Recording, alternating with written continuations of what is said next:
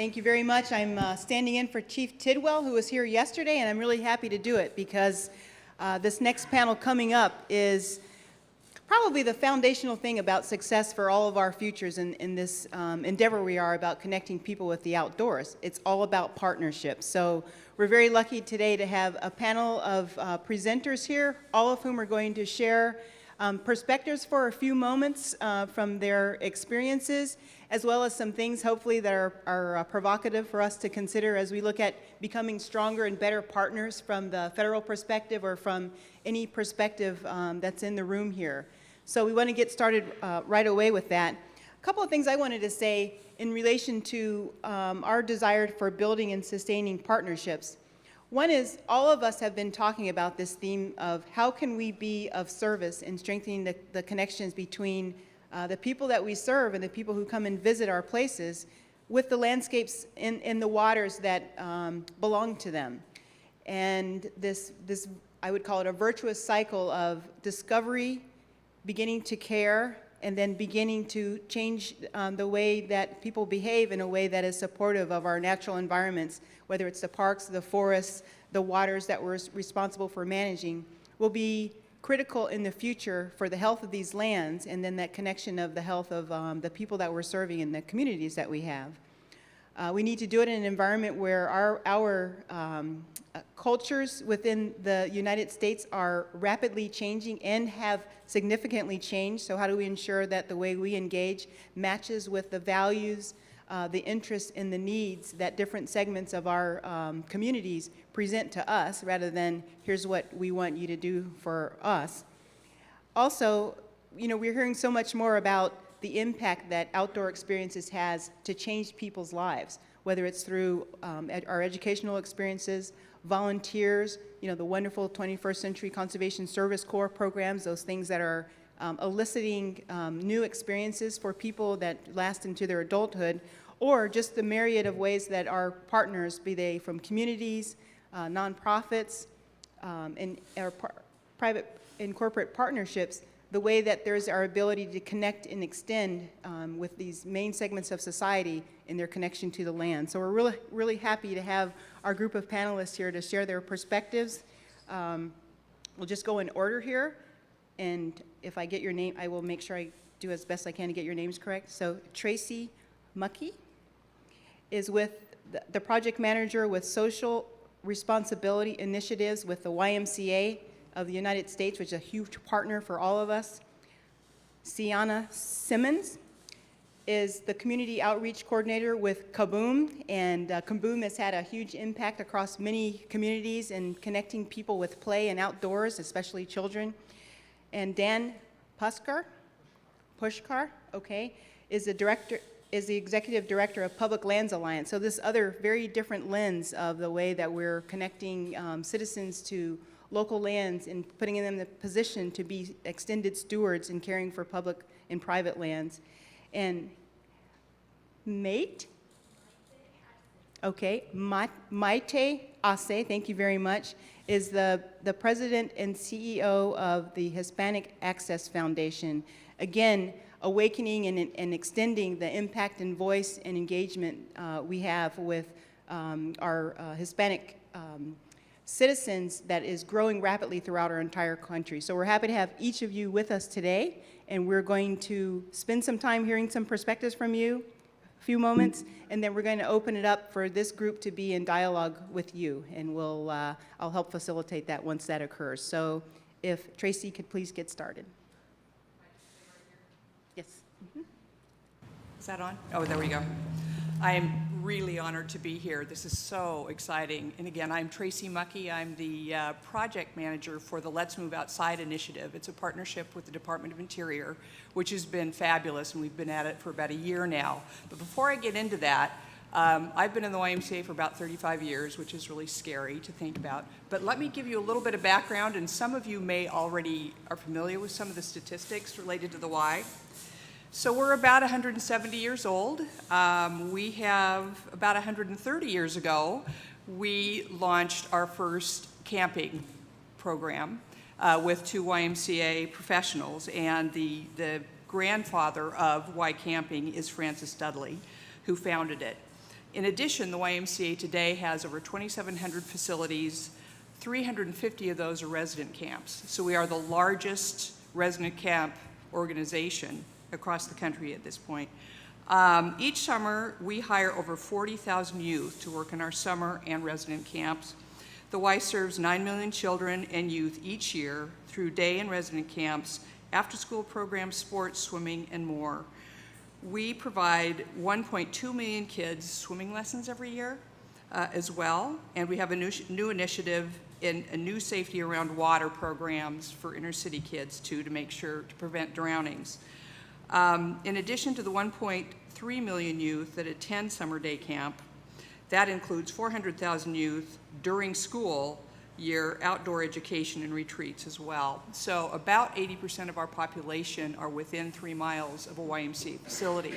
And the reason I share that with you is because it gives you an example of the reach that the YMCA has into our communities related to kids, and with that carries a tremendous responsibility, which means we are responsible to make sure that the environments that our kids participate in are rich and valuable, and we can't do it without you, to be perfectly honest.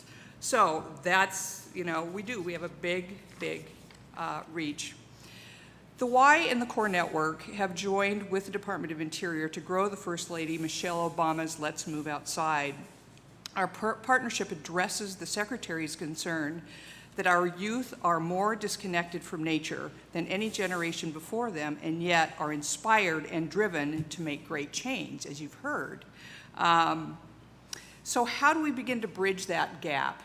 One opportunity the Y is advancing seeks to help the Secretary secure her goal of 1 million youth and adults volunteering and serving on public lands in 50 cities. Another initiative the Y is advancing is trying to reach thousands of low-income minority children and youth to give them their first national park experience. Last March, American Express Foundation President Tim McClimmon joined Secretary of the Interior Sally Jewell and the Y to announce a large donation to the Department of Interior. Half of those resources are helping YUSA work with Ys in 50 cities to facilitate a network of community partners to have a bigger collective impact on service. Additionally, the Department of Interior is supporting the Y and the Core Network by helping us place Conservation Corps members in each of those Ys to assist in those partnerships. Sianna is one who helped us last year, you will hear from shortly. In 2015, we held 25 citywide summits, which brought together close to 600 organizations. So we're working at the grassroots level to continue the conversation and pulling together nonprofits and federal and land agencies together to continue the conversation at the ground level, and that's the YMCA is the convener of that. And to build the future stewards of public lands. So last year we decided we wanted to figure out what does it look like. So we took a measure of the collective impact of the coalition members. So these are all like-minded organizations like those of you sitting in this room. We simply asked the organizations to tell us the number of volunteer opportunities they have on, related to service on public lands, number of youth below the age of 18, and the number of adults above the age of 18 who have actually participated in service on public lands, right? Because we hadn't really seen any data related to that. Well, as you can imagine, there were a few barriers, because I don't think we've really ever talked about that together. And maybe we have, and some of you can help inform me about that. But some of the barriers we ran into was that people count differently. Many small organizations weren't counting because they don't have time. You know, they're busy getting the kids on the ground, right? And they're doing the fabulous work that they're doing. And the others, you know, they were a little skeptical about sharing their numbers with the Y, right? You know, because they hadn't looked at us as a partner quite yet.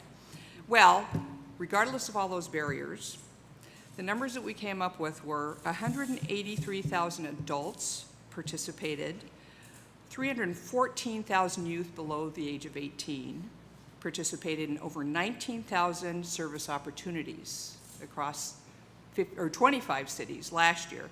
That is 497,000 people participating in service opportunities across 25 cities. So our goal, the Secretary's goal, is 1 million volunteers on public lands per year among 50 cities. We're halfway there, right? We launched 25 cities last year. We have 25 cities this year. I don't know if the issue is getting people out on public lands or having the opportunity or there. I think it's amazing the work that's happening now. The other amazing partnership was with the National Park Service. That's just been fabulous. The goal of reaching low-income and minority youth to give them their first opportunity to visit a national park together with a week-long camp experience. In 2015, Let's Move Outside Summer Camp Program, and you can see that's what these pictures are that you can see in the back, was piloted by 9 YMCAs and their partner National Park Service sites. The program goal was to reach 3,600 youth between the ages of 8 and 14 with a day camp experience in collaboration with the Y and their local national park or historic site. The final program results, we actually doubled that. We reached over 6,200 children. 2,900 of those children received scholarships. 2,100 of them became junior rangers of the National Park Service. What a great combination, right? So it just helps you to show you the YMCA's got the kids, right? National Park Service has the program and opportunity in the lands. Wow, I mean, what a blast. So that couldn't have happened if we hadn't done that together. And what's even more interesting is that this year, as we continue to move forward, YMCAs that saw that happening with the first 9, they're just doing it. They're calling up their National Park Service partner going, can we just do this? You know, I've got the curriculum, let's do this together. So it's sort of naturally growing. Very, very exciting. Let me just kind of wrap up here. Sianna, who's next to me, is one of the core members. I talked about the core being placed in each one of the 50 cities, which has been such a blessing to the Y. Young, innovative people like Sianna have had an incredible impact in this program. So, Sianna. Let me turn this on. Hello, I'm Sianna.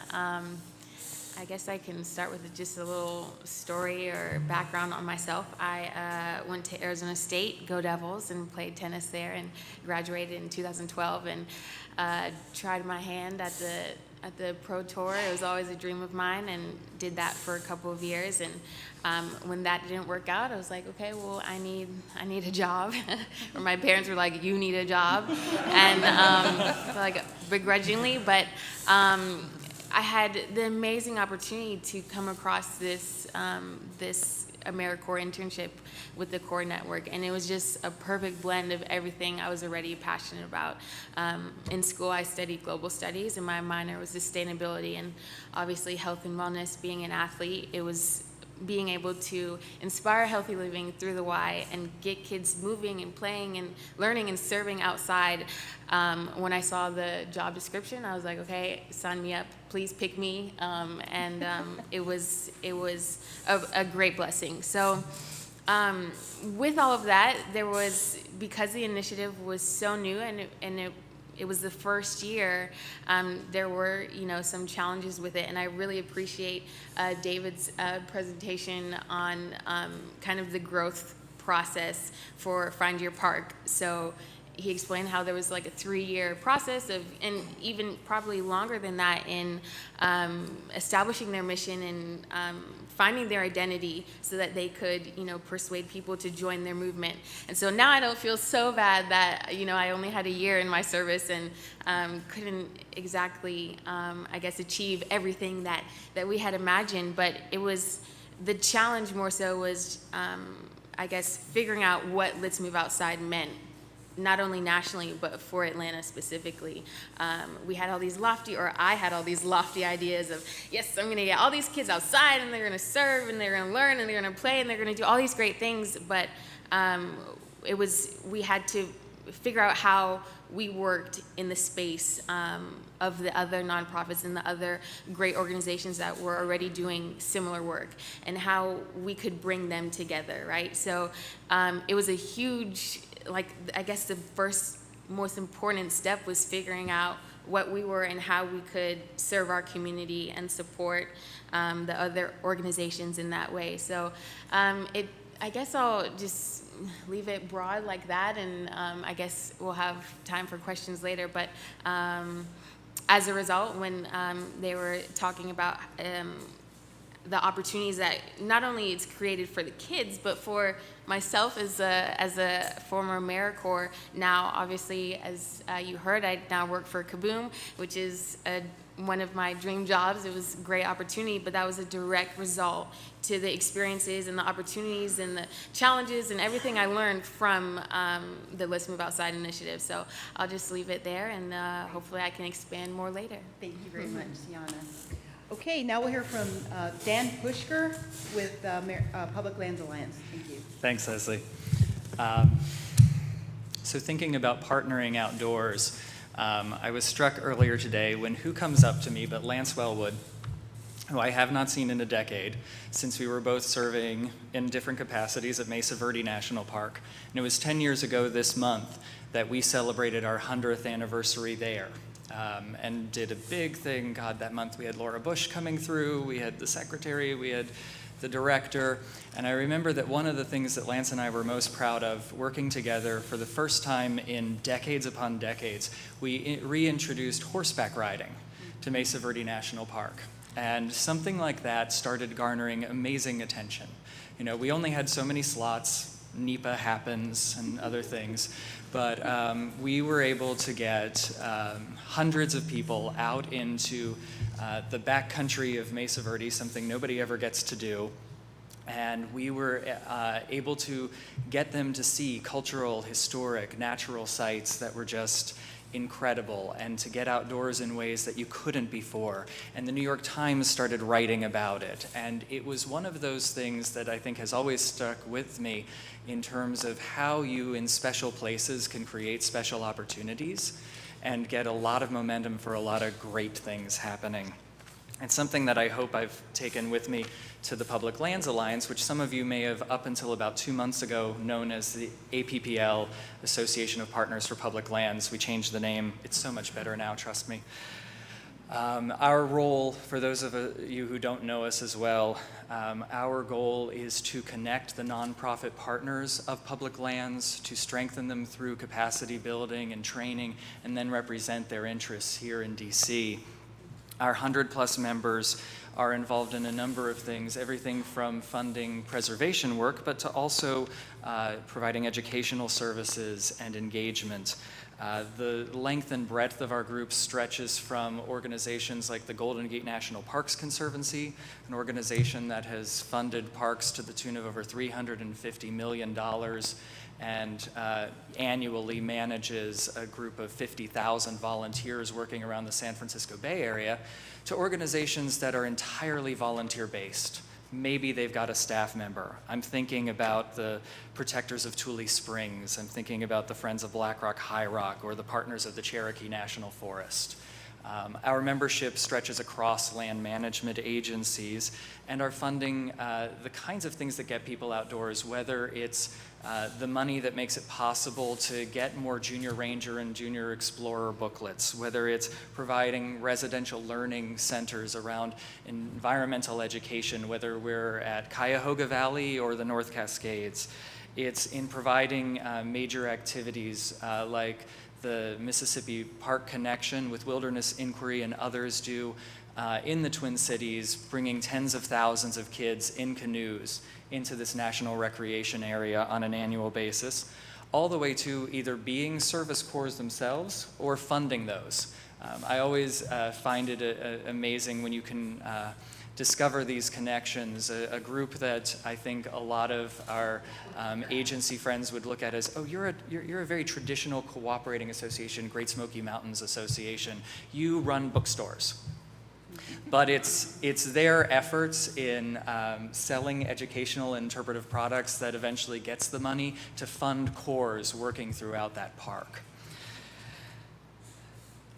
So many things have been touched on already today that I don't want to recap, but I do want to put out there a couple of ideas as we start moving towards transition for our agency partners in particular to consider where we can work together. This nonprofit side that is, you know, the folks I get to represent are the ones that have your land's names in them, right? So it's some of the guys I just mentioned, whether it's Tule Springs, Black Rock, or Cherokee National Forest.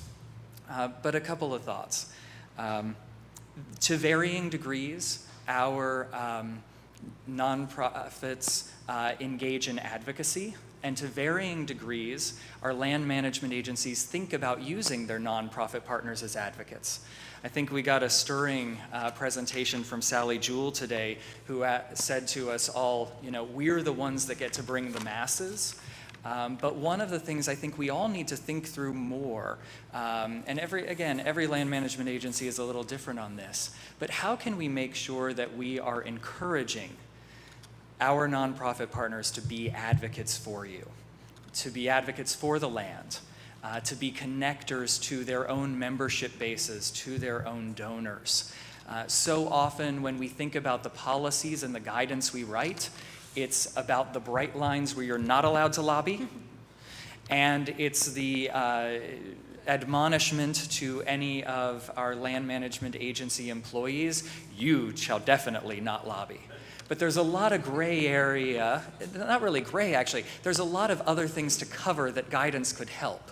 The ways in which we do think about our nonprofit partners as those that are able to stand up for the issues you care about, the kind of authority they have by being your operational partners, and the ways in which they attach through, especially their boards of directors, into your local communities. And that's part number 2.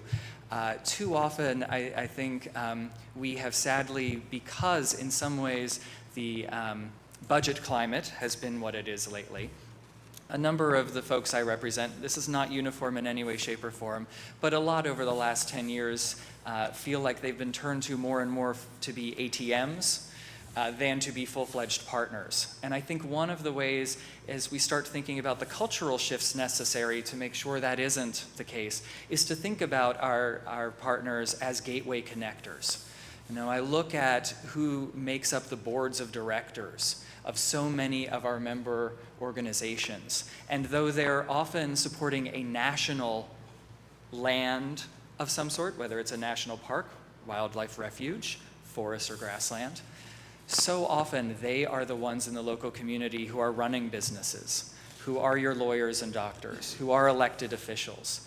And they're never tapped into in quite that way. But I think it's, as we often talk about the necessity of engaging our gateway communities, starting with those partners who are not just staff, but those volunteer leaders who have made an investment of time, energy, and talent into lands, incredibly important.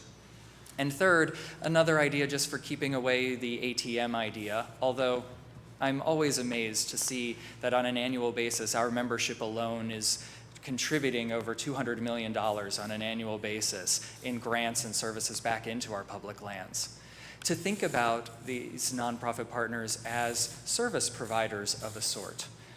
They have the capacity to bring in expertise, skills, not just in fundraising and receiving donations, but I look at the wonderful work of Alaska Geographic, working across land management agencies to build a cadre of educators who are able to help support things like the Chugach Children's Forest that people like Joe Mead helped start up, or work through the Muri Science Center in Denali.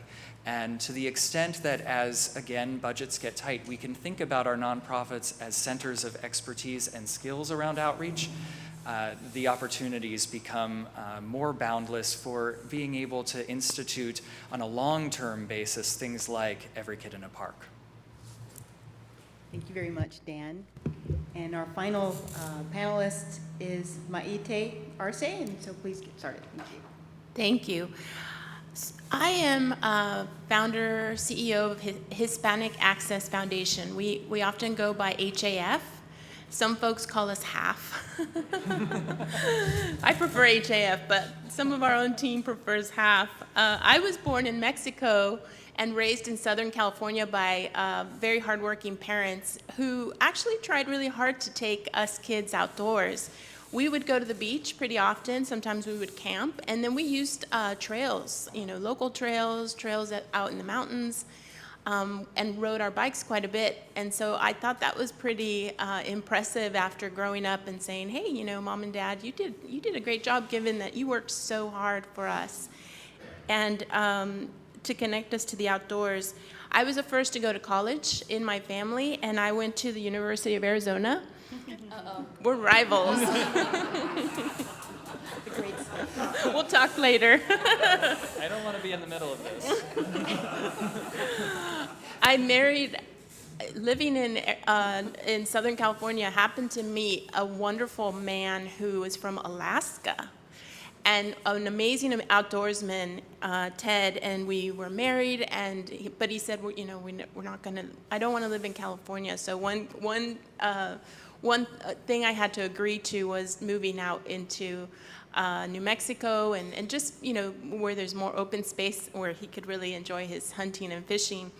We raised two sons who were very, very much grew up outdoors and, you know, really get antsy. All three of my guys, if they don't get outdoors enough to fish and camp and bike, and, you know, they really have a need for it, which is wonderful. It's really made an impact in the lives of our sons who are now in college.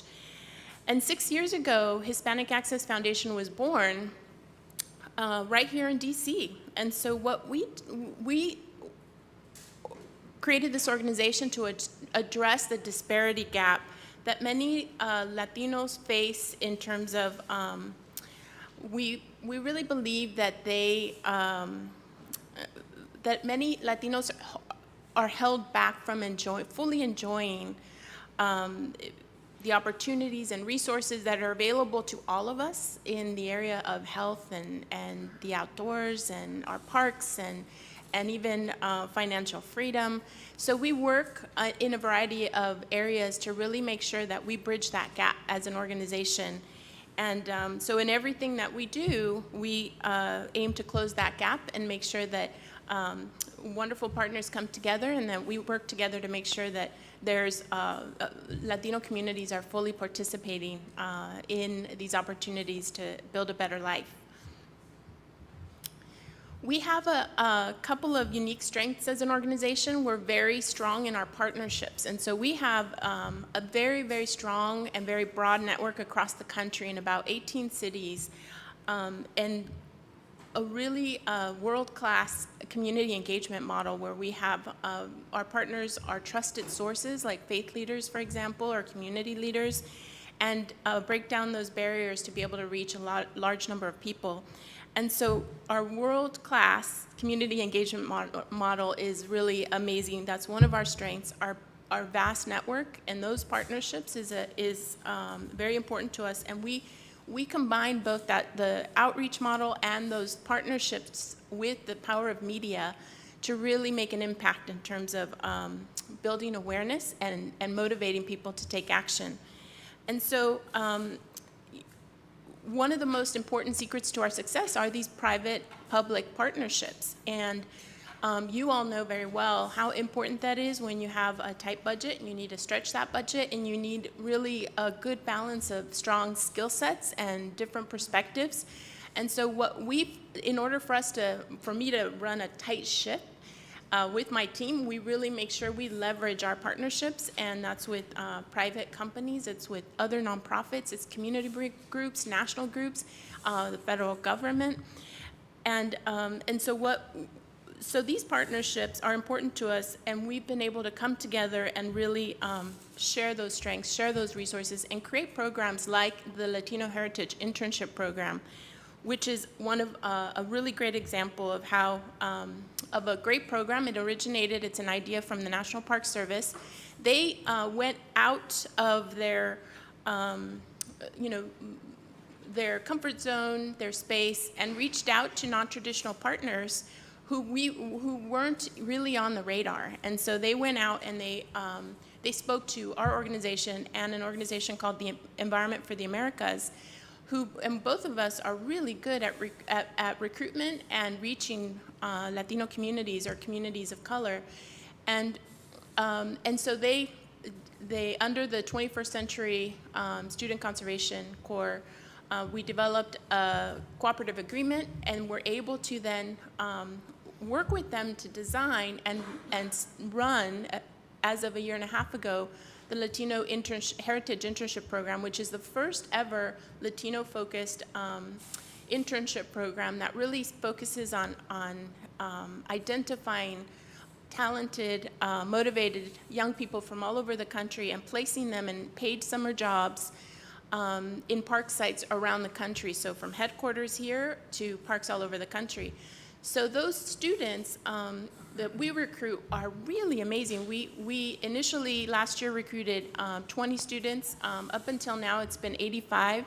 But the number of applications that our organization receives for those spots is usually around 500 very strong students. So the demand is really strong, and unfortunately, we really need to expand those opportunities. Those students are students who are studying history, archaeology, architecture, natural resource preservation, and a variety of very specialized fields. And so what the park sites are telling us is, wow, these are amazing young people. This is amazing. And we said, well, of course, we're really jumping up and down through the application process saying, wow, this young woman is an underwater diving archaeologist from Florida. Isn't that really cool? So there's amazing talent there, and so we're bringing them together with the parks. The parks are really leveraging that, and they're bringing a new perspective, a new energy. But with our partnership, we're also helping to connect them with their local communities to do outings and get kids outdoors. And so that's where we do Every Kid in the Park events. We're just last month we did 2 in Denver with the Rocky Mountain Arsenal refuge there, and with 2 schools reaching 100 kids, and from Title I schools. Really wonderful opportunity for these kids for the first time to see real bison and learn about bison, and which was really fun. And also, of course, the Encuentra tu Parque, Find Your Park initiative, which we heard about today, is another way that these students are engaging their local communities in their job and getting people really excited about it. So this has been a really wonderful model program that's bringing some really great talent into the Park Service, into these local sites. But it's not the only one, and so this is, I'm glad to say, is a growing program. We also have a brand new program with the U.S. Fish and Wildlife Northeast region, and so there we have 7 urban refuges who we've also recruited wonderful young people to work in those sites and expose them to natural resource conservation work. And so wonderful young people, talented people. The challenge that I see here is there's not enough. We need more opportunities to really get these kids connected into the right places, and partners working together to make that happen. And then also what I'm seeing is the National Park Service does have some of those agency barriers to hiring. So they've been able to hire, or in the process of hiring 2 or 3 of those students, hoping to hire more of them, but there's real barriers there for them to be able to really open up positions for them. So one opportunity I see for all of you, look at conservation organizations and recreation companies. There's talent out there, and if you would like to meet some of these young people, we would be happy to introduce you. And I think the Park Service won't be happy that I'm saying that, but I think they will. They're really excited too. And so that is a couple of the wonderful programs that we've been working on. And then aside, speaking of advocacy, I think you were right that that's really important for a nonprofit to be involved in advocacy. In everything that we do, we start with getting young people and families outdoors, and so because it inspires us so much, and that motivates us to do more. And we have, in the Latino community, seen that natural leaders come out of those experiences of all ages, age groups, immediately. And so what we do is we immediately give them opportunities to take action to protect their public lands. And if we move forward on the slides, I'll show you. These are some of the interns from the Latino Heritage Internship Program. Next slide. This is workforce diversity. This is the National Urban Wildlife Refuge Program in the Northeast region. Every Kid in the Park. This is one of the Denver schools visiting their local refuge. And these are some of the young millennials that work in the parks and get together to go biking out in Utah. And so here's where I'd like to talk, just to touch on the advocacy issue, which I agree is absolutely incredibly important. And I think it's important to consider while we're really touching people and getting them exposed to the outdoors. There's such a need to protect our public lands and such a need to make sure that in our communications we're providing information about how they can take part in that process. And so we have partnered with local coalitions of faith leaders, of community groups, and other nonprofits to really help support this administration, which has done such a fabulous job in creating new national monuments and many that are important historically and culturally to different communities. And so we have been working in making sure our voices in our communities are present at public hearings, at comment periods, at meetings with local decision makers and federal decision makers. I think our voice has in the past been missing, and we're making sure that that's changing. And what we're excited about is that this administration has been so incredibly supportive. And this is a picture of Mr. Robert Bonney from the USDA, and he has been incredibly supportive in that work, protecting public lands and specifically national monuments like the San Gabriel Mountains. And this is a community of leaders who came to DC to thank him one day because we really appreciate what the Forest Service has done, as well as the Secretary Jewell and President Obama on this issue. Next slide. So this is a group out in San Gabriel Mountains these are community leaders from just the base of the San Gabriel Mountains from Los Angeles, just showing their support and saying we really care about protecting this land. And next slide. And then just thoughts on recreation is, I think that this administration has really helped with these wonderful initiatives to really increase participation of communities of color in the great outdoors. And we sent, I think the common denominator moving forward into a new administration is really going to be us making sure that we're holding our decision makers and new president accountable for making sure that this important work continues, and we're absolutely committed to that, and we're very excited to work with you on that. And if you'd like to connect, because often we don't connect because I don't call you and you don't call me, and so I'm gonna say, call me, and let's talk about how we can partner and work together on this important work.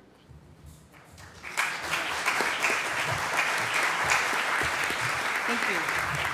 So, thank you. That was, every presentation by each panelist was very informational and thought-provoking, and gave us some excellent ideas on how we can do better in the future to deliver the kind of benefits that, all of you talked about here.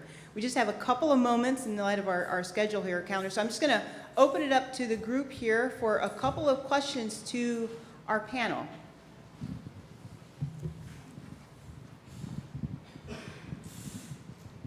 My question is for Maite. Is there a possibility of bringing your program to Texas, to the Houston Urban Refuge area? Absolutely, absolutely. We have great community partners in Texas, so let's talk afterwards. Very good.